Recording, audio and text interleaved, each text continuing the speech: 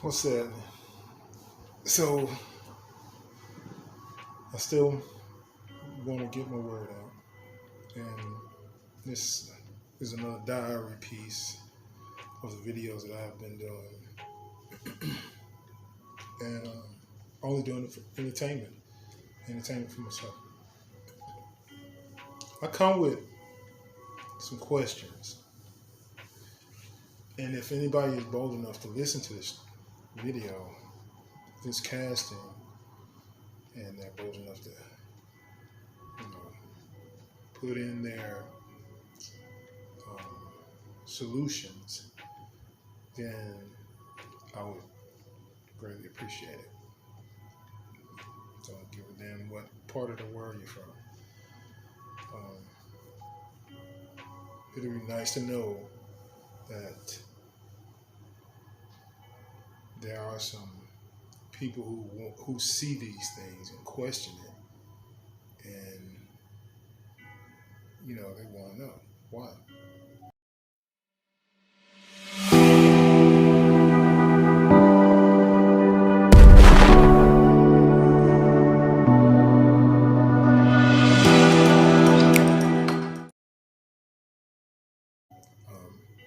My first question is, why inflation?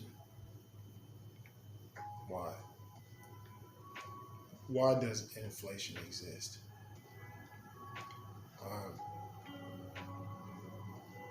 The only way I can understand, just going through history of whatever it is, it could be an illusion for all I know, but this shit is deep. The only way I can think of inflation is when the population increases. And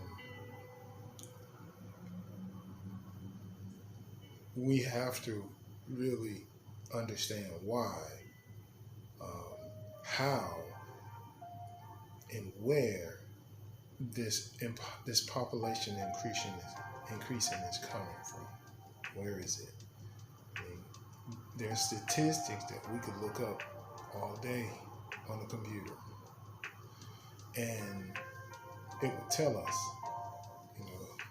even give us probably a number of how many people are using cell phones right now. It's plenty of census, there's plenty of hospitals, there's plenty of places that keep this statistic and keep these numbers. And this is how the country is being ran for the most part. But why inflation? So it's like the increase in pricing to live is like it's way beyond. It's cruel. Straight up, I have to say it's just cruel. It is inhumane. It's not human at all.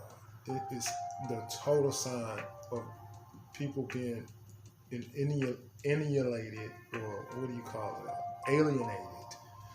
And it's like the intrusion of forcing a family of any kind to pay for something that's being stolen.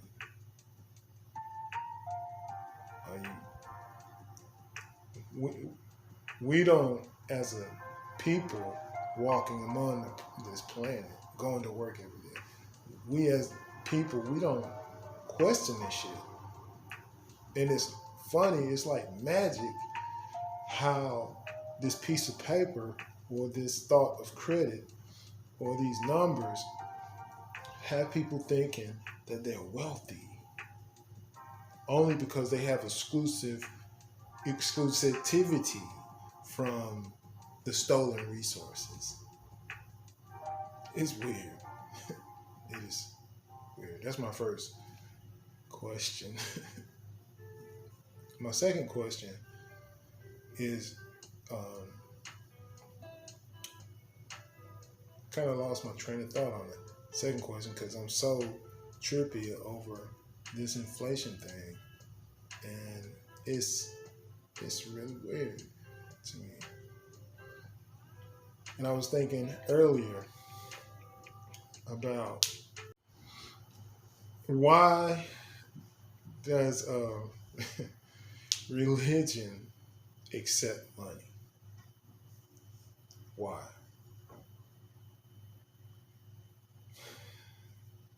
Where does this money go? Um, Tithing. Um,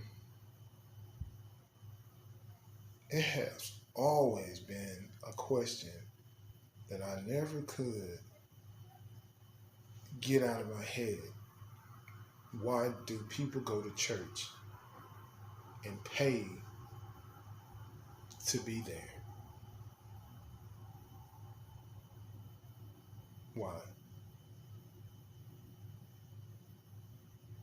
Unless you have an investment or an investor, mainly property, real estate. If you notice, there are a lot of churches on a lot of corners. And these churches occupy real estate. The first row of people that you see in the church, 9 times out of 10, it would be from the preacher's view. It'd be the 2 front rows on the left side. People that sit right there would be the investors. Those are the ones who contribute the most, to put in the most. Why? Could be tax write-off. Could be grants. It could be anything that would occur or concur or occur some type of value increase. You always see a church, start off as a small building, and then next thing you know, shit turns into a castle. It's like, wow. Those investors that sit in those front 2 rows, it seems as though that every time the congregation puts in their money, these front rows would receive a certain amount of interest. And it's just, it's a business.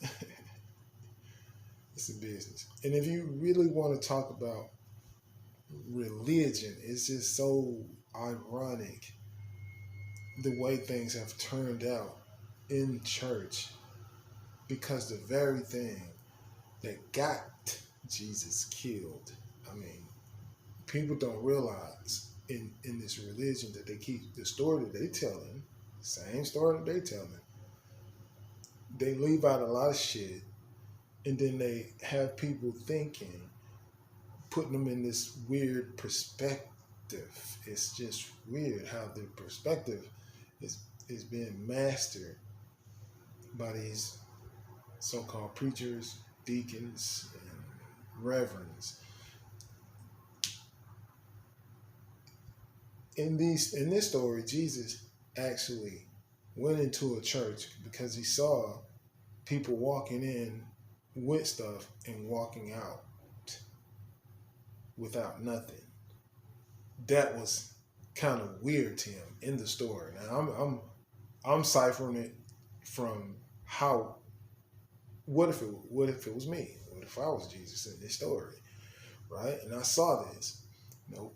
Some people would take the role of other characters in this book, and that's what I'm saying. If you could take the role of this person Jesus, then you could take the role of Abraham. You could take the role of Moses, Mary. People take the roles in this book, and it's weird. But Jesus is the main focus. Okay, so Jesus saw this, and he went into the church, and he turned everything over in anger because he felt like what these deacons, pastors, and reverends are doing is the opposite of what his belief is. And his belief is basically these coins that you guys are switching out, trading for, is worth nothing. It's worth nothing. These people are giving up something, putting these coins in their pocket, and it's just dead weight. And they're giving up their values for something that's not real at all, made up, imagined by somebody with their face on it. Caesar. Wow. This magic has been happening way before Jesus, obviously, but he spoke up, right? And when he did all that, he hauled ass. And 11 or 12 guys followed him because they thought that shit was righteous. The last person did it. He's in prison. His name is John. I mean, it's just weird how now when you go to church, you actually doing it. It's continuing. It's like Caesar just embellished the story of Jesus and dared anybody to touch it, period. Because 9 times out of 10, if you touch the finances in any type of way, you must die. We can go all the way back to the heroes and the presidents and all these people who tried to rearrange the finance, especially of America.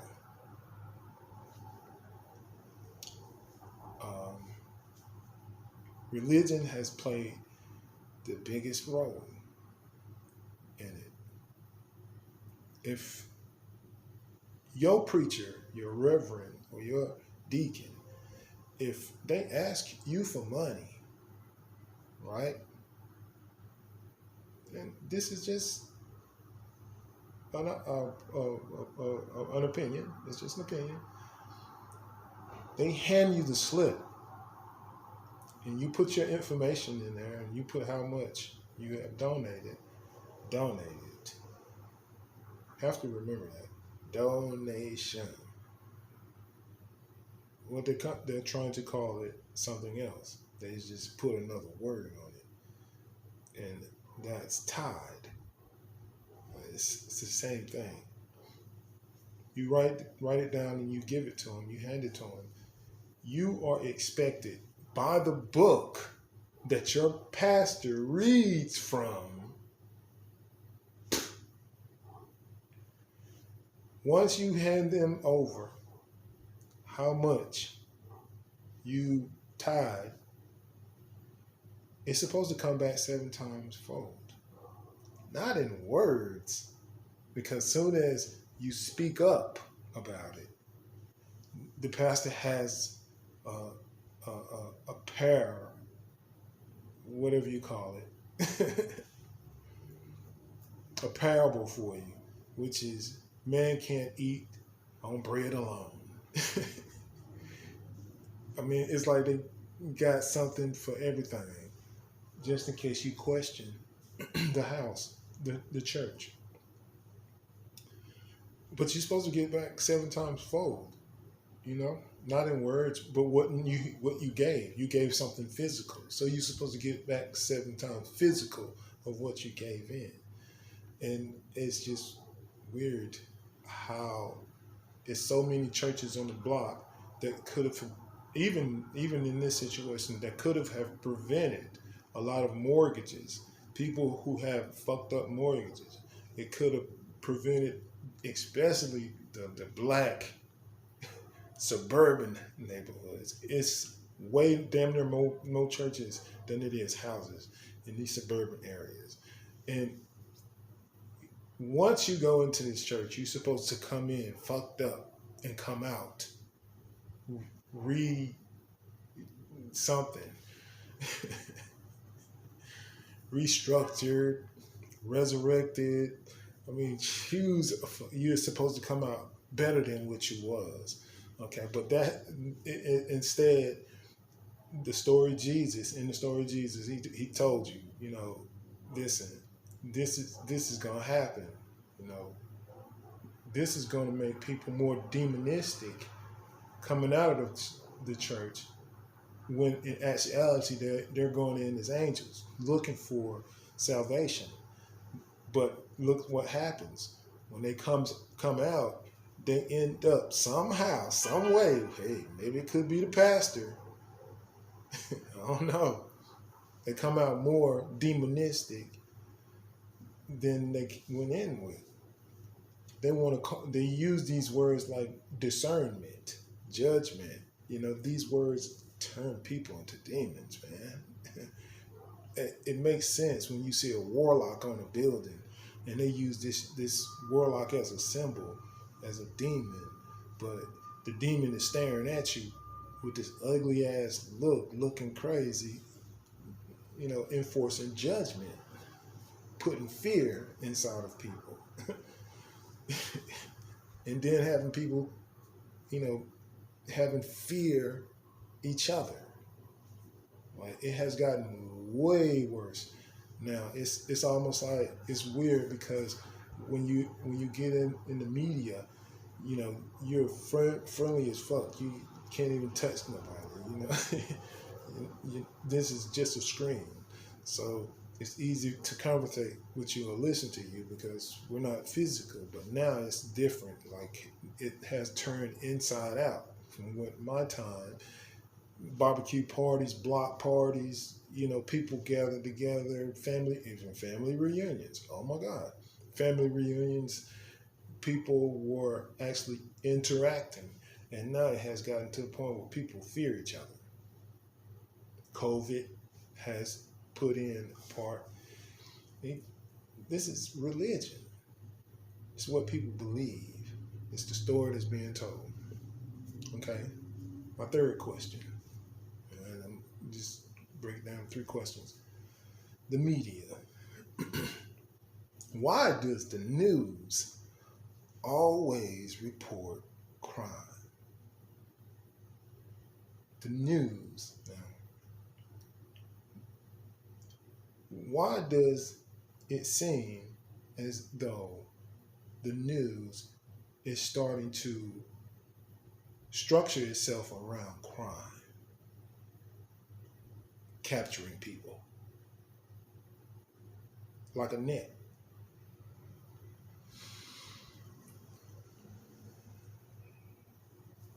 There is nothing good at all, period.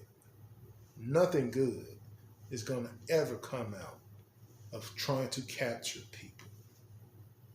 Nothing.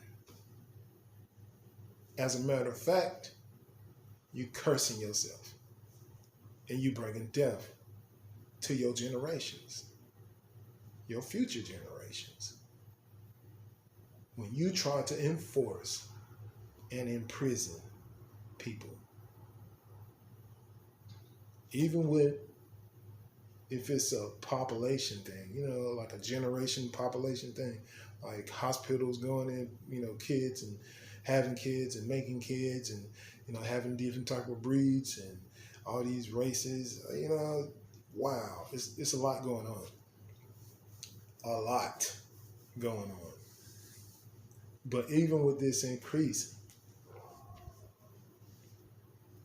the news tends to veer itself around crime, horror, fear, negative energy wave system.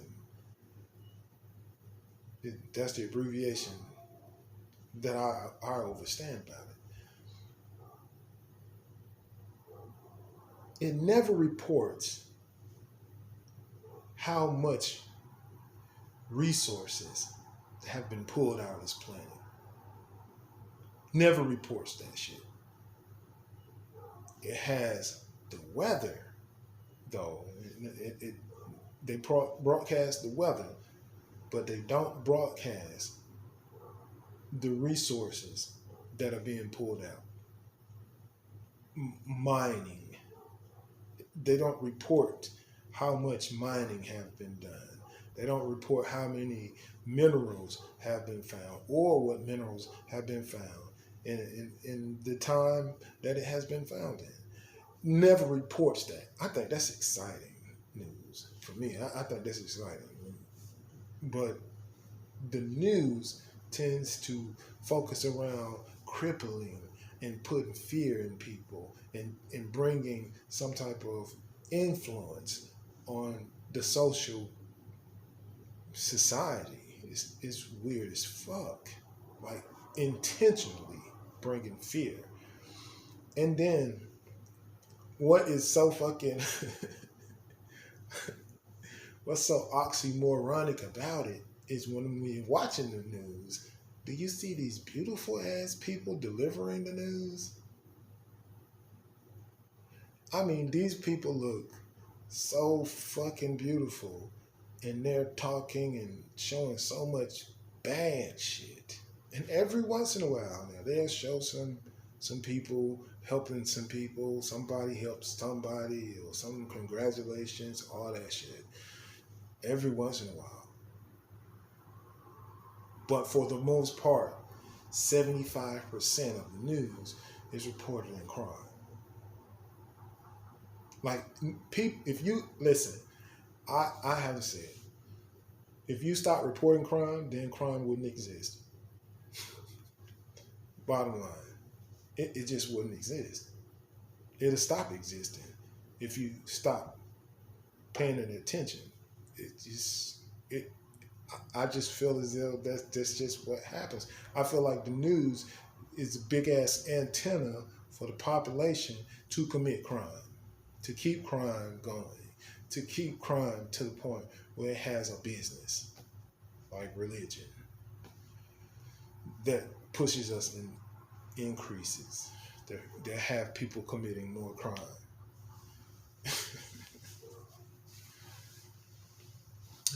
Okay, that was my third question. But I do have something for these women that's pushing for abortion rights, and just having this bullshit in the media, abortion. You know, I wish I was aborted. Even going through all this bullshit that I've seen through this lifetime, it's like, it's so weird to me. Because all these questions that I have, and I've already put them out, it's like, you know, abortion. It is, I mean, definitely abortion is necessary. It is definitely necessary. I do not condone abortion. But however, though, abortion as a fashion statement,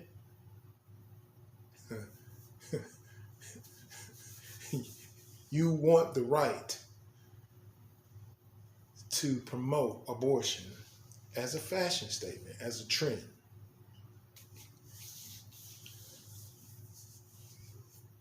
I'm fine with that. I think women should be able to make the decision of if they want to hold a child or get rid of it. They have that whole right. That is their right. By all means, that are their right.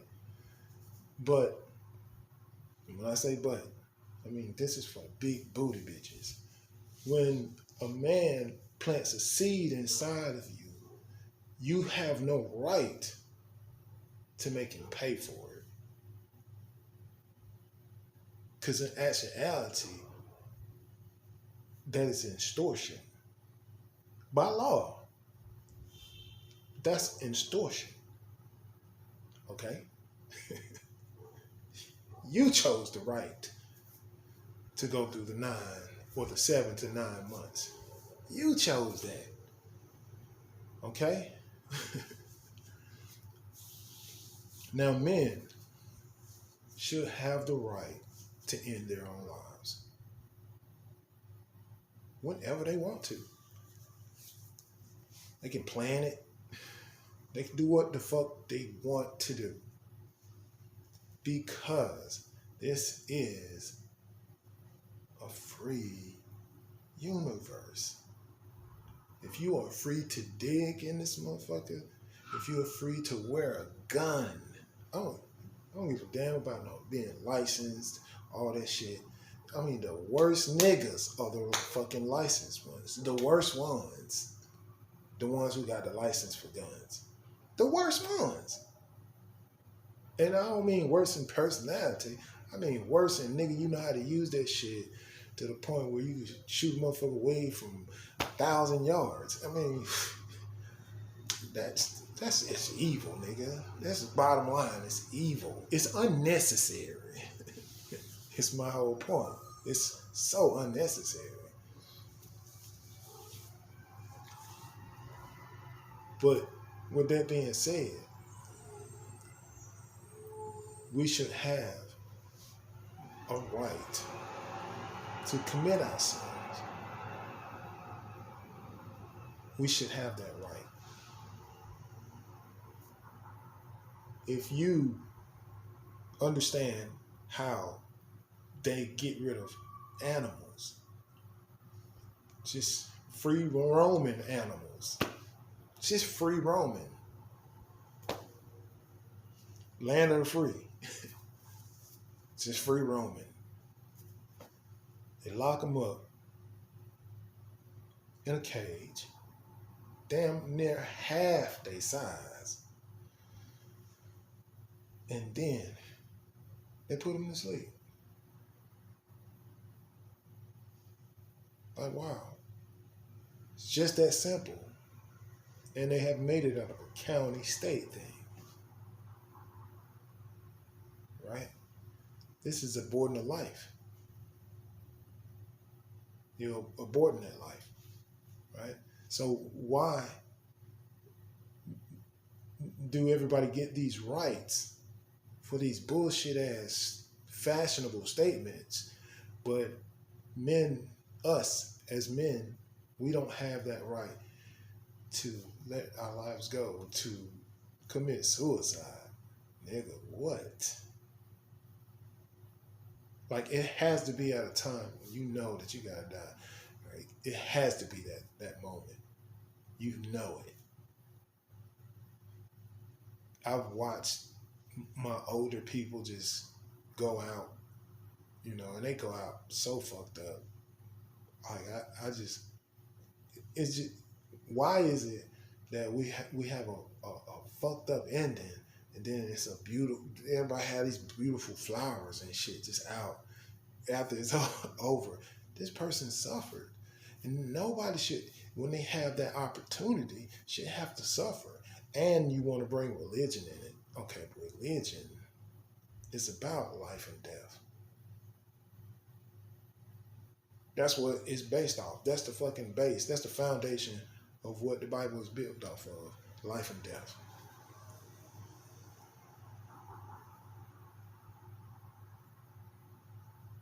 I'm going to go back to Jesus.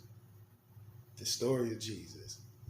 There was a point in the book where Jesus, after he left the church, after he hauled ass, he dipped, he instantly knew that they was going to kill him. He knew that. He knew he was running for his life. Okay? So he started planning. Okay? So obviously he knew the day. He knew the time. He knew when he was going to leave. So that means he started talking to people. He started fixing shit. He started helping people. He started learning more about himself and people at the same time. So if he knew this, he knew when he was going to die. He knew when he was going to check out. That means he had a right. That he had rights he didn't even really know. He didn't know. He had powers he didn't even know he had because he knew he was going to check out. It's something about knowing when you're going to check out. Oh my God. That has so much power. That's why That's why when we go back into the history of Indians and the Europeans trying to take the Indians over, the Indians like, hell no. And then they tried to enslave Asians, and they did, but a lot of them checked out. Even some of us, when we was on the ships, they checked out. They was like, fuck that. No, this is a place where the devil rules. This is a place where people accept hate. This is a place where horror is the norm. You rather for your child to watch horror than two people fucking. It is sure enough something wrong with this motherfucking place. Something is wrong with it. It has a lot of tainted, toxic shit that's going on that people are feeling like this is normal.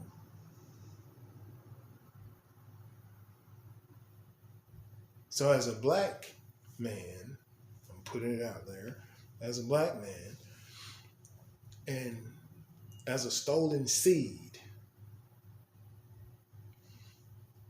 some of us are not supposed to be, most of us, all of us are not really supposed to be here this way, in this form, in this fashion. We have been stolen and bred. And with that knowledge of knowing, you should have the opportunity and the decision to check out when the fuck you want to check out. A lot of us, like me, I'm not trying to get to fucking 100. That makes no sense at all. The spirituality to that, and when I put it out, the spirituality to that sense, coming from a universal thought, is once a person gets a certain age, let's say the age average is 50 to 60, between 50 and 60. 50 is preparation, 60 is checkout. Okay, so let's say that this was the universal law for humans, human beings. Okay, because the strength of a human being is at its peak at 30. Okay, in the mind and physicality, human beings are at that peak at 30, and then we go into a decline. And once we go into the decline, that means it's time for preparation to check the fuck out. Why? Because there's another one checking in. Something else or somebody is checking in. Grandparents and children get along like best friends, and people don't realize why in a spiritual sense. People don't realize, why. Because these are two beings meeting at the cross. They're meeting at the cross. This is where your child or their grandchildren starting to become the grandparent and the child again, all over again. And the cycle is just so beautiful. It's beautiful as shit. This is the secret of why most, quote, white families, they know this. They see this. They accept the death. Some of them even are rich enough to have cocktails. They celebrate the fuck out. Wow, Lord have mercy. They know it. And it's taboo in the what you call the Christian society, and it's taboo in the Baptist society, Hindus. It's taboo in the religion sense, because they don't want you to have that power. You had that power, none of this shit would exist the way it is. Things would have to be given up for free, because one, the population is totally fucked up. Some of us don't belong here because some of us entered here from another place. Duh. Hence the phone, this thing that we're communicating off of. I don't know, people don't realize where this shit come from. It's weird. Comment. Tell me what you think. And I appreciate you listening. But this is only for entertainment. Only entertainment.